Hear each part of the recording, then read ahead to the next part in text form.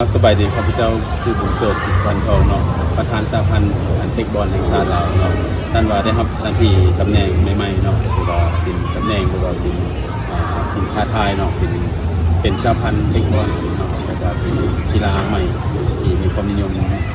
ในหมู่นี้เนาะโดยเฉพาะในประเทศใกล้เคียงประเทศไทยของประเทศเซมเนาะแต่ในนามประธานสหพันธ์เทคบอลแห่งชาตินี้วิสัยทัศน์ของเพื่อที่สร้างเนาะกีฬาที่มีพรสวรรค์กับคนหานักกีฬาที่มีพรสวรรค์นั่งกระโต้มาฝึกแล้วก็กีฬาบาสเตะบอลกีฬาปิงปองต่างๆที่มันผสมผสานกันฝึกซ้อมเพื่อบอลให้เป็นกีฬาทีมชาติผสมไปแข่งระดับสากลนี่เป็นกีฬา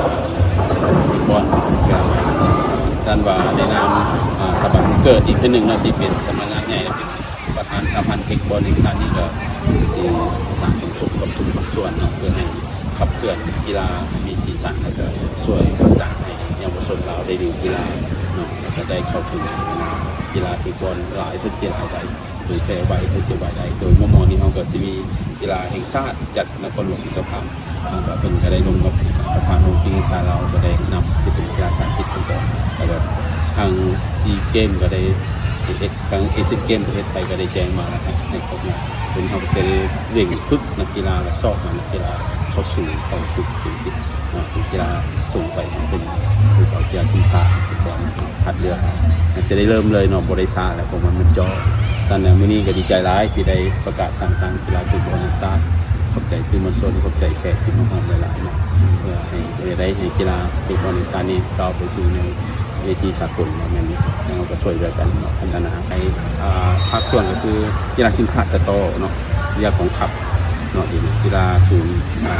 ต่างๆที่มีอยู่แล้วจะมีทีมชาติกระโต้ของทัพแล้วก็ต่างแข่งที่ว่าเป็นพื้นฐานกีฬาชาวบ้านทำอะไรเพื่อได้ประกาศแล้วก็ทีนี้เขาประสานหาผู้ใดที่สนใจเข้ามาเป็นสมาชิกสโมสรเทคบอลเขาก็จะตอบสนองโปรให้แล้วก็ค้นหานักกีฬาที่มีพรสวรรค์ตัวนี้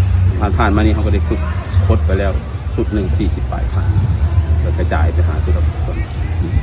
ลาวหรือว่านักกีฬาลาวหรือนักกีฬาที่มีพรสวรรค์เรื่องแคตโตหรือว่าเห็นว่าเขาตัวเองมีความสามารถหรือพรสวรรค์ด้านนี้สามารถติดต่อมาทางสหพันธ์เทคบอลแห่งชาติได้เลยสำนักงานใหญ่ก็อยู่ที่สถาบันบุญเกิดติดต่อไปเลยเขามีที่พักมี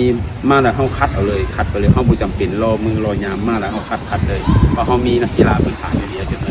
นี้รอคัดรอฝึกซ้อมคือเข้ามาเลยเปิดโอกาสเลยสวรรค์เข้ามาเรียนฟรีให้เกิดฟรีเลยพักฟรีกินฟรีอยู่ฟรีเรียนฟรีเลยเข้ามาเลยสอบทีนี้เขาก็มีสโมสรที่เขาสนับสนุนหลายๆที่ได้มีสิทธิ์ฟรีอยู่แล้ว